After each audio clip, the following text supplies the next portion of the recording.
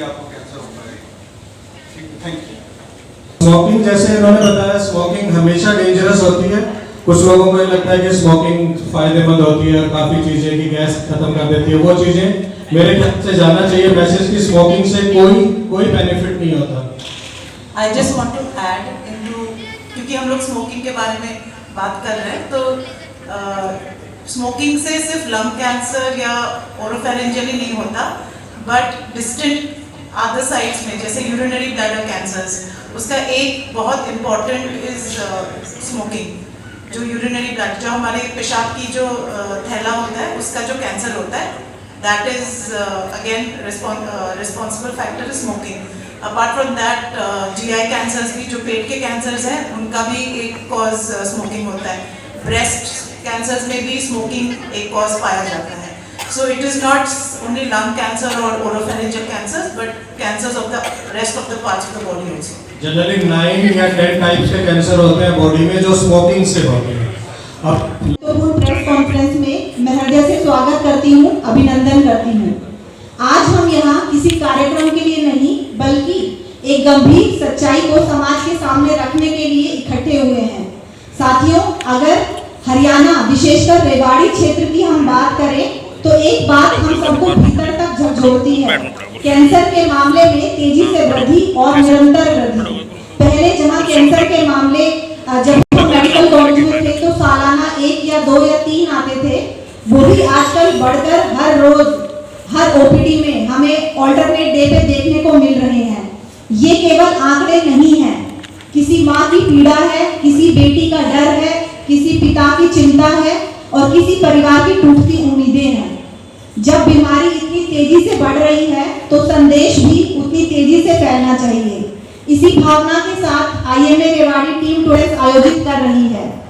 साथियों, यह कोई सामान्य प्रेस मीट नहीं है, यह एक सामूहिक चिकित्सकीय स्पेशलिस्ट, पल्मोनोलॉजिस्ट, कैंसर स्पेशलिस्ट और हर तरह के डॉक्टर एक ही मंच पर मौजूद हैं, एक ही उद्देश्य के साथ।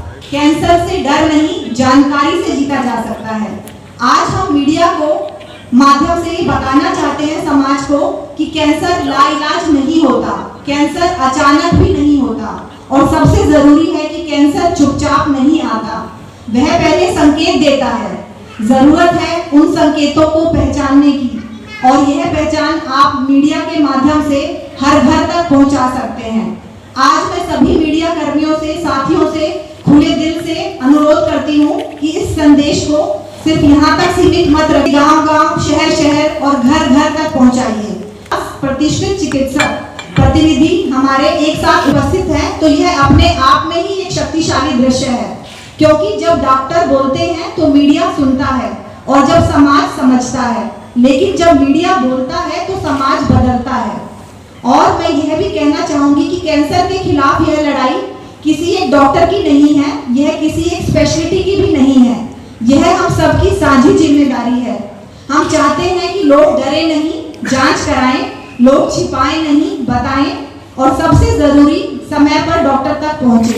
अंत में मैं बस यही कहना चाहूंगी कि कैंसर से बड़ी बीमारी डर है और उससे भी बड़ी दवा है जागरूकता। तो आइए हम सब मिलकर इस जागरूकता को इतना दूर तक ले जाएं कि कैंसर पीछे छूट जाए। आप सभी का इस नेक पहल में साथ देने के लिए हृदय से धन्यवाद। Now, without getting late, with the permission of Chair, our Chief Patron Dr. Neelam Yadav ma'am, we would like to start the ceremony. Cancer के बारे में जो नॉलेज अभी हम सबके सामने रखी है, मुझे लगता है उन्होंने जो गागर में सागर होता है वो करने की कोशिश की है। एक बहुत ही डिफिकल्ट टॉपिक और बहुत जो डरावनी सिचुएशन होती है जनरल पब्लिक के बीच में, जो एक अजीब सा खौफ और अजीब सा डर रहती है, जो ये शब्द ही, उसके बारे में, उस डर को हम कैसे कम कर सकते हैं, उस चीज़ का प्रयास है IMA रेवाड़ी की तरफ से। और इस साल शुरू से, जैसे आप सब मीडिया कर्मियों को भी पता है, IMA का एक बहुत ही सराहनीय कदम रहा है कि हम will reach to the masses, जनसाधारण तक जाएंगे और उनके जीवन को हम किस तरह से सुख में कर सकते हैं, ये IMA का प्रयास इस साल पूरा रहेगा। I really congratulate doctor Neeraj and doctor Kritika and the team under the leadership of doctor Neeraj and Neelam ma'am कि जिन्होंने ये बहुत सराहनीय कदम रखा है। और मुझे लगता है कि आज जितने भी डॉक्टर्स एक शॉर्ट नोटिस के कॉल पे आए हैं इसके लिए, ये सब दिखाता है कि डॉक्टर्स, रेवाड़ी के डॉक्टर्स कितने इच्छुक हैं और कितने जागरूक हैं कि समाज में एक सही मैसेज इन बीमारियों के प्रति जाना चाहिए। और आप सब लोग, जिसको हम डेमोक्रेसी का चौथा स्तंभ भी बोलते हैं, not without very solid reasons, because आप लोग मासेस को अवेयर करते हैं, जनसाधारण में जानकारी को प्रसारित करने का सबसे अच्छा साधन मीडिया कर्मी है। तो अगर आपके द्वारा एक अच्छा सा मैसेज रेवाड़ी IMA के डॉक्टर्स के द्वारा इस एक गंभीर समस्या के बारे में जाए और बहुत से लोगों के मन में जो कुंठाएं हैं, जो गलत धारणाएं हैं, उनको हम ठीक कर पाए, यही हमारा आज का प्रयास है। अब आप सब लोग जो भी क्वेश्चंस, जो भी क्वेरीज आपके सामने हैं, और इनके सिवाय भी अगर आपके मन में है, आप बारी बारी से हमारे जो स्पेशलिस्ट हैं कैंसर के प्रति, हर विभाग से, हर स्पेशलिटी ऑफ मेडिसिन से बैठे हैं, आप स्टार्ट कर सकते हैं। आप जो भी क्वेश्चंस करेंगे पहले प्लीज अपना इंट्रोडक्शन दे देंगे, और मैं, अगर आप लोगों को डायरेक्टली बात करनी है तो आप कर सकते हैं। आप ना डॉक्टर सुषमोहन बनर्जी आए हुए हैं, हम एक बार उनसे बातचीत करना चाहते हैं। वो हमें कैंसर के बारे में एक बार थोड़ा सा बता दें। डॉक्टर साहब, आप थोड़ा सा ब्रीफ कर दीजिए। लगभग लोगों को पता है कि ये ट्यूमर है जो उसका ग्रोथ रेगुलेटेड नहीं होता है, और वो ग्रोथ के जब रेगुलेटेड नहीं होता, बॉडी अपने कंट्रोल में नहीं होता, तो वही कैंसर है। लेकिन कैंसर क्या है, एक टर्म में डिफाइन करना मुश्किल है, क्योंकि कैंसर पेशेंट मुझे बोलता है ये कैंसर होगा, ये ठीक हो जाएगा, ऐसा मुझे पूछते हैं कि कैंसर ठीक हो जाएगा। तो मैं अपना, जैसे 2005 से मैं कैंसर देख रहा हूँ सर, मैं इस चीज़ को बताता हूँ कि मैं तो कैंसर को एक बीमारी नहीं मानता हूँ। कैंसर मेरे मतलब फीवर, मैं लोगों को बोलता हूँ बुखार हुआ, तो बुखार हुआ उसका ट्रीटमेंट एक है क्या? मतलब ये क्वेश्चन आती है जब साधारण जनता पूछती है, वो पूछती है इसका कैंसर का ट्रीटमेंट क्या है, तो बुखार का ट्रीटमेंट क्या है सर? वो तो सर पैरासिटामोल हो गया बुखार का ट्रीटमेंट, लेकिन बुखार हुआ कहाँ से है? आपको टाइफाइड हुआ ना, मलेरिया हुआ ना, कैंसर रिलेटेड बुखार हुआ ना, बुखार के कम से कम 1000 रीजन होंगे। तो उस हिसाब से कैंसर भी एक बहुत हेट्रोजेनस डिजीज है, सर से लेके पैर तक हर ऑर्गन में कैंसर हो सकती है। और वो कैंसर, उसकी इटियोलॉजी या उसको जो बोलते हैं हम लोग, उसका जो कारण है वो डिफरेंट हो सकता है, उसकी इन्वेस्टिगेशन डिफरेंट होंगे, उसका ट्रीटमेंट डिफरेंट होगा, और उसकी डॉक्टर भी डिफरेंट होंगे। सो एक कैंसर का डॉक्टर सारा कैंसर ट्रीटमेंट कर पाएगा, this is not a fair judgement. इसमें डॉक्टर की कोई ये नहीं है कि डॉक्टर को आता नहीं है, this is not the right. Cancer इतनी बड़ी बीमारी है, इतनी बड़ी बीमारी है कि उसको ट्रीटमेंट करने के लिए सर 50-20 सब स्पेशलिस्ट भी कम पड़ते हैं। कैंसर इतना बड़ा बीमारी है। सो ये एक बहुत बड़ा ग्लोबल प्रॉब्लम है, और इंडिया में तो है ही। और मैं आते आते देख रहा था, Rewari is a urban place, the urbanisation is happening, and आप लोग अर्बन सिचुएशन में हो। अर्बनाइजेशन के साथ लोगों को जिंदगी बढ़ता है, और जिंदगी बढ़ने के साथ पॉल्यूशन बढ़ता है, जो भी है चारों चीज़ों के साथ जिंदगी, इंसान की लाइफस्टाइल इंप्रूव होती है। तो गवर्नमेंट जो है, सरकार जो मतलब ऊपर वाली सरकार जो भगवान है, वो भी हमारी जितनी जिंदगी बढ़ती है हमसे टैक्स लेते हैं। जैसे कुछ पेशेंट आके मुझे पूछते हैं, पहले तो इतना कैंसर नहीं होता था, तो मैंने बोला सर आप जब स्टूडेंट होते थे, आप जब मान लो उनकी अगर 75 साल उम्र की, तो इंडियन की लाइफ स्पैन 52 ईयर्स होती थी। तो लोग सांप के काटने से मर जाते थे, भूमिकंप में मर जाते थे सर, बाढ़ में मर जाते, फायर में मर जाते। आज के इंसान ऐसे नहीं मरता है सर। तो जितना साल इंसान जिएगा, उसके बॉडी में जो जेनेटिक्स है, उसकी जो इन्वायरमेंट है, जो इन्फेक्शंस है, बहुत सारा रीजन है, वो उसको धीरे धीरे प्रभावित करके कैंसर की तरफ ले जाता है। सो इंसान जो जीता है, उसको एट द एंड कैंसर होने की चांसेस एज के साथ बढ़ता है। ऐसा नहीं है कि बचपन से लेके ओल्ड तक एक स्पेक्ट्रम है कैंसर का, वो तो अलग बात है, लेकिन इंसान जितना ओल्ड होता है उसको कैंसर की प्रोबेबिलिटी बढ़ता है। आज की तारीख में 2025 में 9 में से 1 इंसान को इंडिया में कैंसर होने की चांसेस है। सो इतना ज़्यादा इंसिडेंस है अभी कैंसर की। दिस इज द रियलिटी, ये जो प्रोजेक्शन है। और अगर आप कैंसर को देखोगे सर, जैसे जापान चले जाओ, कनाडा चले जाओ, जहाँ आपकी लोग बहुत साल तक जीते हैं, 90 साल 100 साल तक जीते हैं जापानीज, तो वहाँ तो सर ऑलमोस्ट 3 में से 1 आदमी को कैंसर है, कि 2 में से ऐसे कैंसर, वहाँ कैंसर सर्वाइव भी है, मतलब जिसको किसी को 1 कैंसर हुआ, किसी को 2 कैंसर हुआ, किसी को 3 कैंसर हुआ, लेकिन वो अभी भी जिंदा है। सो ये क्रॉनिक डिजीज बनता जा रहा है। हमारी ओवर द टाइम लास्ट 15 साल 20 साल में इम्प्रूवमेंट तो हुआ ही है, और आने वाले समय में ये और भी होगा। तो we will have to live with cancer, we will fight with cancer और लिव विद कैंसर, और इसमें सबका जिम्मेदारी है, हमारी है, आपकी है, सरकार की है। और कैंसर जो सर है ना, वो भी होता है कि एक इंसान की, एक पर्सन का नाम होता है, कैंसर एक फैमिली को होता है, सोसाइटी को होता है।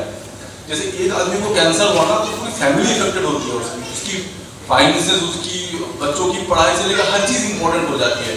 सो कैंसर को हम एज ए बीमारी या ऐसे ना देखें, हम कैंसर को एज ए सोशल प्रॉब्लम देखें, और उसको सोसाइटी को ही आगे आना होगा उसको हेल्प करने के लिए।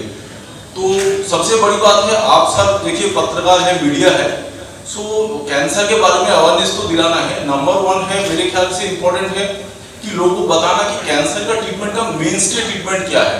मैंने लोगों को देखा है, मेरे अपने दोस्त या फैमिलीज में देखा है, जो कैंसर होता है लोग ऑल्टरनेटिव मेडिसिन के पास चले जाते हैं सर, होम्योपैथी जो भी है, आयुर्वेद बहुत सारा होता है, सो उनके पास जाते हैं, उनके पास ट्रीटमेंट कराते हैं, एंड में आते हैं, सो वो एक खत्म हो जाती है, जिंदगी खत्म हो जाती है, मतलब लाइफ खत्म हो जाती है पेशेंट की, हम कुछ नहीं कर पाते हैं। सो कैंसर का ट्रीटमेंट है, इनिशियल स्टेज में ही कैंसर को आप जाओ, आप एक सही डॉक्टर के पास जाओ। आपको ये मैसेज देना है यहाँ से कि अगर कैंसर होती है या ऐसे कुछ डर लगता है, तो डू नॉट, आप उससे भाग के गलियों में जाने की कोशिश मत करना, आपको डॉक्टर के पास जाओ, क्योंकि कैंसर से इतना डर है। मैं आपको एक पर्सनल एक्सपीरियंस बता दूं, मेरे साथ 2 हफ्ते पहले हुआ, 2 हफ्ते नहीं करता हूँ, तो उसमें वो क्लियर हो गई, तो इसीलिए मैं आज यहाँ बैठा हूँ। बट वो ना उस दिन I see it, I face it every day, but उस दिन मुझे और भी समझ में आया कि जैसे अपने साथ फैमिलीज के साथ जो होता है वो कितना डरावना होता है। But then you have to educate people, जब सही जगह पे जाओ, सही आदमी के पास जाओ, हेल्थी लाइफस्टाइल, ऑक्यूपेशनल प्रॉब्लम, ये सब तो है ही, लेकिन प्रॉब्लम होगा तो उसको छिपाना नहीं है, मतलब do not hesitate to ask for a help. अगर आप हेल्प नहीं मांगोगे तो कौन आपको हेल्प करेगा, फिर तो आप अपने आप ही बढ़ता रहता है। यही है। डॉक्टर साहब मैंने एक शो में एक बड़ी पर्सनैलिटी जिन्हें कह सकते हैं, डॉक्टर नवजोत कौर सिद्धू, उन्होंने एक अपना जो है उसमें उन्होंने उसको डिस्क्राइब किया कि मुझे कैंसर था और गौमूत्र से वो ठीक हो गया।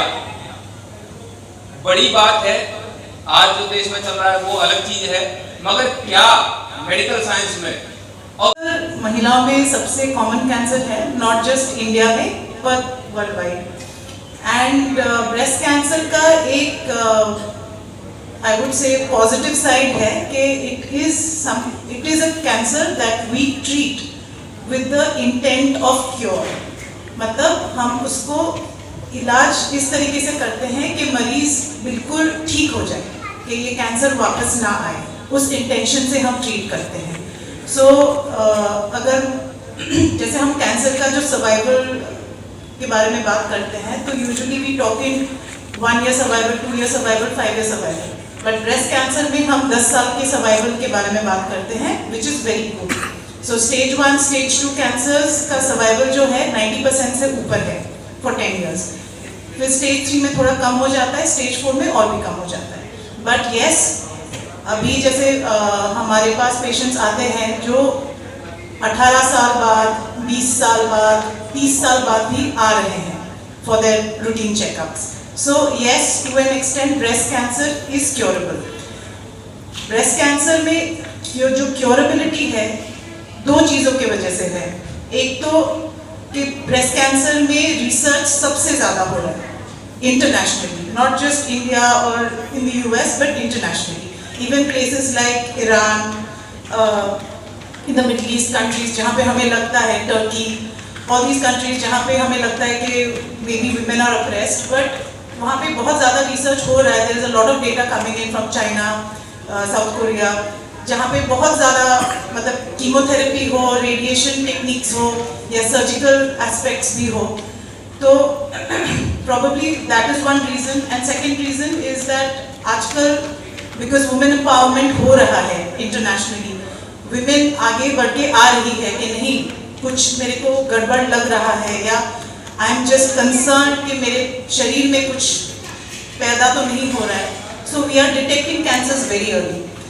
जो बोलते हैं ना स्टेज 0 कैंसर्स, हम स्टेज 0 में भी डिटेक्ट कर रहे हैं, जिनको हम ऑपरेट भी कर रहे हैं and they are doing very well. ऐसे कैंसर्स में कभी कभी कीमोथेरेपी की ज़रूरत भी नहीं पड़ती. They can just depending on क्या प्रोफाइल है कैंसर का, they can just do away with medications, hormonal treatments या इम्यूनोथेरेपी. तो कभी कभी कीमोथेरेपी की ज़रूरत भी नहीं पड़ती ऐसे कैंसर्स. सो मैं जो आपने बताया था नवजोत जी के बारे में, तो of course I am not a treating surgeon, so I will not make a comment, but yes, breast cancer to an extent can be cured. बहुत ज़्यादा रिसर्च हो रहा है ब्रेस्ट कैंसर में, बहुत आधुनिक तरीक़ों से ट्रीटमेंट्स आ रहे हैं ब्रेस्ट कैंसर में. तो definitely we are looking that in future we can have very good results. We are a long way. India का मोर्टेलिटी सबसे हाईएस्ट है in the world for breast cancer. India is first, followed by China. So but still I think in the next maybe 10-15 years we can get the numbers down. मैं वही कह रहा हूं, गुरु है, नाम नहीं बोलूंगा, उनका जब मेन पर्सन मतलब नेक्स्ट कमांड, जब उनका हार्ट में प्रॉब्लम हुआ था, उन्होंने चवनप्राश नहीं खाई थी, उन्होंने जाके अपनी सर्जरी कराई थी एलोपैथिक सिस्टम में. सो सर हाथी के दांत खाने होते हैं, अलग होते हैं. और सर सिद्धू साहब का देखो क्या सर, कभी बॉर्डर में खड़े होते हैं, कभी बॉर्डर के उस पार जाते हैं. कम तो वो बात पे ना, गोमूत्र is not a solution for cancer. क्योंकि सर जो गाय होती है उनको भी कैंसर होती है. सो ऐसा नहीं है कि तो एंड उसकी जो रिसर्च है, I welcome all the research. कोई अगर गोमूत्र पे रिसर्च कर रहा है, उसमें हंसने वाली कोई बात नहीं है. मैं बाकी के साथ सहमत नहीं हूँ.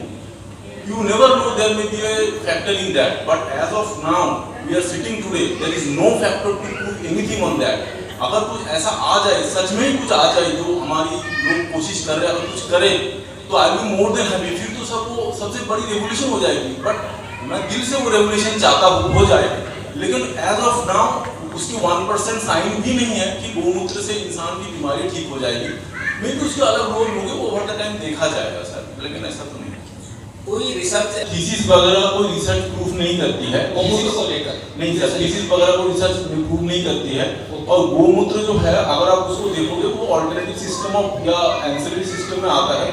हम लोग उस चीज़ों को लेके जो अभी रिसर्च है, वो अगर है भी तो वो इतने कम स्टेज में है कि उसको लेके अभी कोई नहीं हो सकता है. उस पर कुछ ही करना.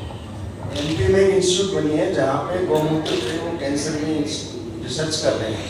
उसका ज़्यादातर पैसा उन्होंने वो फर्नीचर वगैरह में लगा दिया, रिसर्च में. और गोमूत्र से कैस्ट्रेट, लेकिन जो आप केस रेफर कर रहे हो, वो खुद डॉक्टर है, गायनेकोलॉजिस्ट है. She has received all treatments. उसे सारे इलाज दिए, कीमोथेरेपी, इम्यूनोथेरेपी, सर्जरी, सब ट्रीटमेंट लिए. जब सब ट्रीटमेंट हो गए हैं, उनका इलाज असर धीरे धीरे धीरे आता है. ऐसे हमारे यहाँ रोज देखने को भी मिलता है. एक पेशेंट गया, डॉक्टर राजीव के पास चला गया, इन्होंने इलाज लिख दिया, आराम नहीं पड़ा 3-4 दिन. मेरे पास आ गया, मैंने 2-3 दिन की और दवाई लिख दी. वो कहा डॉक्टर साहब की दवाई से तो आराम नहीं पड़ा, आपकी दवाई से आराम पड़ गया. This is story like this. तो डॉक्टर साहब ये तो थीसिस के बारे में पूछ रहा था. आयुर्विज्ञान क्या मानता है गौमूत्र से जो रिसर्च है? मैं बोलना चाहूँ. देखिए, हम लोग एलोपैथी प्रैक्टिस करने वाले डॉक्टर्स हैं. हम बेटर एलोपैथी में जाते हैं, उसका बेटर जवाब दे पाएंगे. There are so many alternative methods, better you ask them. ये यंगस्टर्स में कैंसर्स बच्चों में पहले भी होता था और आज भी हो रही है. तो पहले जो सर, आज से जो पहले जो होती थी, जो बच्चों की डायग्नोसिस नहीं होती थी सर, क्योंकि अभी सर इंडिया में हेल्थ केयर सिस्टम में रेवोल्यूशन हुआ है सर. इतने डॉक्टर्स हैं आज सर, आज की तारीख में सरकार हर साल 1 लाख से ज़्यादा MBBS की एंट्री है. इतने डॉक्टर हैं हमारी इंडिया में सर. तो हर गली, हर शहर में डॉक्टर मिल रहे हैं. तो सर डायग्नोसिस अब से बहुत बढ़ गया है.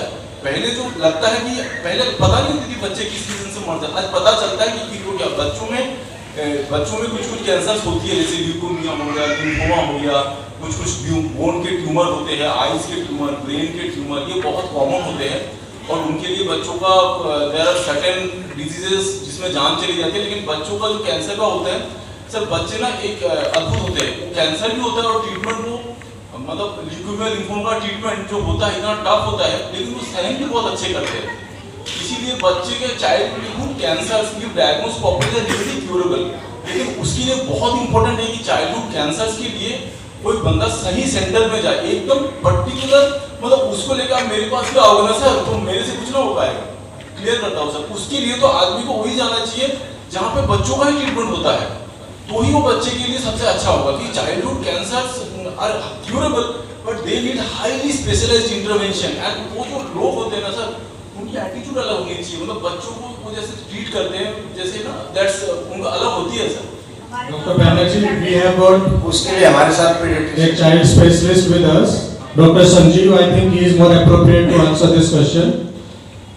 जिनकी वजह से कैंसर आजकल ज़्यादा सिलेक्ट हो रहे हैं, रेडिएशन रहता है, जेनेटिक ट्रिगरिंग बहुत ज़्यादा है, जो कि हेरिडिटेड और म्यूटेशंस होती हैं या एक्वायर्ड म्यूटेशंस होती हैं, जो कि मेन फैक्टर्स है। पैसिव स्मोकिंग बच्चा तो नहीं कर रहा है, पर जो साथ वाले स्मोकिंग कर रहे हैं, इसकी वजह से ज़्यादा कैंसर है। ये कुछ कारण है, पोल्यूशन है, टॉक्सिन्स हैं जो कि वातावरण में बहुत ज़्यादा बढ़ते जा रहे हैं, इसके कारण से ये फिर कुछ साइंस होते हैं कि इनको जल्दी डिटेक्ट करो। 2-3 हफ्ते से ज़्यादा बुखार चल रहा है, बच्चे को लम्स में ब्लीडिंग हो रही है, बहुत ज़्यादा शरीर पे लाल चिकत्ते बन रहे हैं, खून आ रहा है, तो हम देख लेते हैं कि प्लेटलेट कम हो रही है, TLC बढ़ती जा रही है और हीमोग्लोबिन बच्चा सफ़ेद होता जा रहा है। तो ब्लड कैंसर सिग्नल्स होता है जो कि 1 to 5 ईयर और इवन 1 to 15 ईयर्स में मोस्ट कॉमन कैंसर होता है, जो कि आज हम पीडियाट्रिशियन के पास जाओगे 2 हफ्ते में ही डिटेक्ट हो जाता है। पहले यही बच्चे बुखार करते एक्सपायर हो जाते हैं। किसी ने डेंगू का डायग्नोसिस बना दिया, किसी ने कोई बीमारी, किसी ने टाइफाइड, किसी ने मलेरिया, तब ये डायग्नोसिस बनता ही नहीं था कि ब्लड कैंसर क्या है। जैसे ही वो पीडियाट्रिक हेमेटोलॉजिस्ट के पास पहुंच जाते हैं, टाइमली पहुंच जाते हैं, तो उनका ट्रीटमेंट भी सॉल्व। इसी तरह सॉलिड ट्यूमर, ब्रेन ट्यूमर में सीवियर हेडेक, वॉमिटिंग और अगले दिन ही दौरा आ गया। इतना सिर दर्द होता है कि किसी भी दवाई से, किसी भी हेडेक की मेडिसिन से, कोई भी टेबलेट खा लो, कुछ इंजेक्शन लगा लो, वो सिर दर्द खत्म ही नहीं होता है। आपने किया CT MRI, आपको तुरंत पता चल गया कि ब्रेन में ट्यूमर है, उसके बाद आप गए कैंसर स्पेशलिस्ट के पास, जैसे ही उसकी सर्जरी हुई, रेडियोथेरेपी हुई, कीमोथेरेपी हुई, इमीडिएटली क्योर हो जाता है, most of the things get. इसी तरह से न्यूरोब्लास्टोमा है, नेफ्रोब्लास्टोमा है, लिम्फ ट्यूमर साइट है। जितना जल्दी डायग्नोसिस, अभी most important thing is the early diagnosis and the correct treatment. जितना जल्दी डायग्नोसिस बन जाएगा और जितना करेक्ट ट्रीटमेंट जल्दी स्टार्ट हो जाएगा, उतनी ही उसमें क्योर रेट बहुत ज़्यादा होगी, जितनी अर्ली। डॉक्टर संजीव, मुझे लगता है हमें ना बहुत 3 लक्षण बता दीजिए जो हमें इंगित करते हैं कि ये बच्चे को कैंसर हो सकता है, ताकि उसके माँ बाप उसको उस तरफ ले जा सके। रेड फ्लैग साइन जिसको हम बोलते हैं, 3-4 चीजें जो मेजर ध्यान रखनी है। लंबा बुखार, उसके साथ ब्लीडिंग और उसके साथ रंग सफेद हो जाना, थकान हो जाना, वीकनेस आ जाना, फेवर आ जाना, ये रेड फ्लैग साइंस होता है लंबे बुखार के साथ, जिसमें कि सबसे कॉमन है ब्लड कैंसर, जो कि ल्यूकेमिया है। दूसरा है सीवियर हेडेक, तेज सिर दर्द के साथ उल्टी आना, जो सिर दर्द किसी भी दवाई से ठीक नहीं होता, उसमें चांस रहता है ग्रेव ट्यूमर।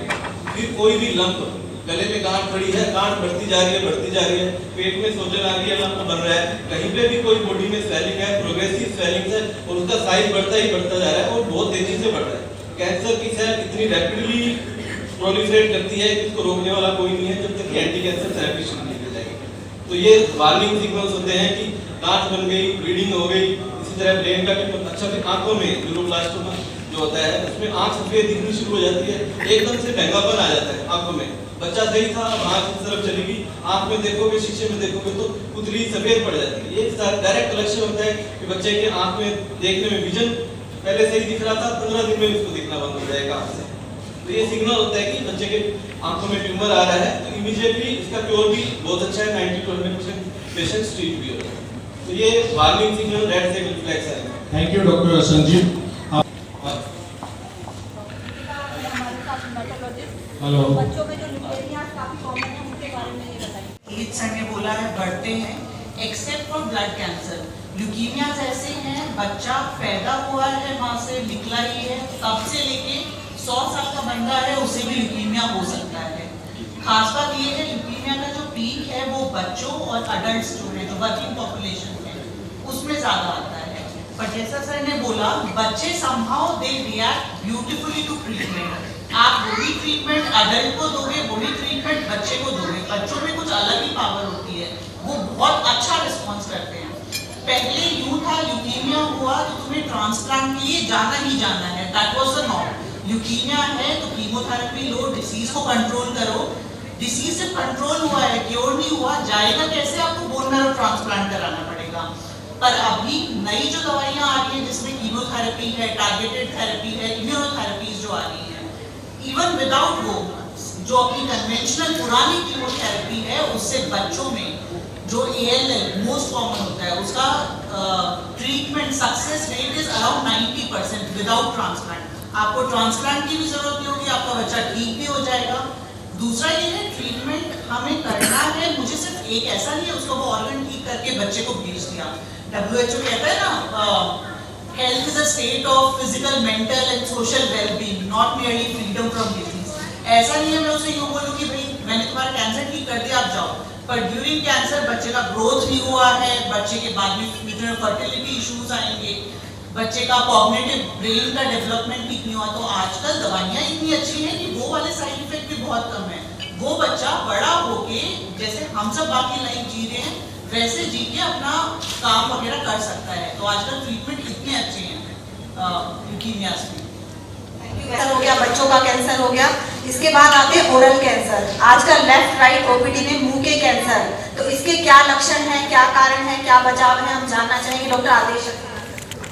नमस्कार, मैं डॉक्टर सक्सेना ENT स्पेशलिस्ट हूँ और जैसा डॉक्टर नीरज ने बताया कि ओरल कैंसर्स या लेरिंजियल कैंसर्स, गले के कैंसर कॉमनेस्ट हैं all over the world, India में तो बहुत ज़्यादा। और इसके मुख्य कारण ये है कि हमारे यहाँ टोबैको का, जो तंबाकू का सेवन बहुत ज़्यादा है। आप देखेंगे आपके वर्कर्स जो होंगे वो या खैनी खाते रहेंगे या बीड़ी पीते रहेंगे। गाँव में बहुत ज़्यादा इसका चलन है। तो smoking is associated largely with oral cancers और ये बहुत कॉमन है। Second most important thing is bad oral hygiene. सोने पे सुहागा कि आप अपने सफाई भी नहीं रखते और खैनी खाते रहते हैं, तो एक बहुत बड़ा सोर्स ऑफ जैसे स्टिमुलस फॉर कैंसर। और लक्षण क्या है कि आपको आपकी आवाज़ चेंज हो रही है, आप निगल नहीं पा रहे हैं, आपको कुछ गले में अटकाव महसूस हो रहा है, कोई गठान हो जाती है, मुंह के अंदर कोई हार्ट स्वेलिंग हो जाती है, गम्स ब्लीड करने लगते हैं या आपको खांसने पर ब्लीडिंग शुरू होती है। तो ये मुख्य लक्षण है कि आपको ये चेकअप कराना जरूरी है, स्पेशली इफ अगर आप स्मोकिंग करते हैं या किसी भी तरह से टोबैको को यूज़ करते हैं। तो ये बहुत ही इम्पॉर्टेंट कैंसर है। Thank you very much sir. और अगर हम अब बात चली है तो अगर हम स्मोकिंग की बात करें तो बीड़ी हुक्का ग्रामीण परिवेश की बात करें या फिर शहरी, दोनों में ही बहुत ज़्यादा कॉमन है। तो अब हम बात करेंगे डॉक्टर राजीव विक सर से, जो कि चेस्ट फिजिशियन है, पल्मोनोलॉजिस्ट है। ये बताएंगे कि जो गांव में बीड़ी हुक्का सिगरेट, कई लोगों का सर भ्रम होता है कि पानी वाला हुक्का पी रहे हैं, वो वाला नहीं पी रहे, तो उससे होगा या नहीं होगा, इसके बारे में जरा एक डॉक्टर मेरा क्वेश्चन। तो देखो, तंबाकू पीने का PhD कर लिया, आप थीसिस की बात कर रही थे ना, तो ऐसा कोई फॉर्म में इंडियंस तंबाकू नहीं पीते हैं, नाक से ले लेते हैं, कान से ले लेते हैं, मुंह से ले लेते हैं, अंदर आग डाल लेते हैं मुंह के अंदर। इंडियंस ने तो उसकी पूरी ये कर ली। लेकिन पॉल्यूशन भी बहुत इंपॉर्टेंट चीज हो, तंबाकू के साथ पॉल्यूशन का भी ध्यान रखना पड़ेगा, ये बहुत इंपॉर्टेंट है हम लोगों के लिए। Doctor Banerjee, can you hand over the mic to doctor Ajit? Doctor Ajit, जैसे डॉक्टर राजीव ने बताया कि स्मोकिंग एंड जो सिम्टम्स बताए कि chronic cough and blood in the sputum, इसके सिवाय हमें लंग कैंसर के बारे में क्या जानना चाहिए कॉमन पब्लिक को, not going into the scientific detail, let us keep it very general which imparts a message to the public. नमस्कार। पिछले 10 साल में लंग कैंसर को पहचानने की काफ़ी तकनीक आ गई है, तो आप पहले से जल्दी से पहचान सकते हैं। थोड़ा माइक पास है। फॉर एग्जांपल, सबसे पहले सर ने बात की लो डोसिटी। 50 से 75 वर्ष के जो लोग होते हैं उन्हें ये हर साल कराना चाहिए। प्लस में जिनके 20 से 30 बैक्टीरियल्स होते हैं, जो हैवी स्मोकर्स होते हैं, उनको भी हर साल ही करा देना चाहिए। दूसरी बात, अब इनवर्स आ गया है, अल्ट्रासाउंड अंदर से किया जाता है, छाती के अंदर से। तो कोई भी बीमारी होती है पहले गांठों में आती है, उसके बाद ऑर्गन में जाती है। तो आप पहले ही लिम्फ नोड को स्कैन कर सकते हो, ईबस कर सकते हो। उसके बाद आप आइरिस्कोप्स आ गए हैं जो कि लिम्फ नोड को बाहर से ही देख लेते हैं, जिससे बायोप्सी या सर्जरी करने की ज़रूरत नहीं पड़ती है। तो लंग कैंसर के प्रिवेंशन के लिए फॉरमोस्ट जो स्टेप है वो तो स्मोकिंग, साथ में स्मोक पैसिव स्मोक।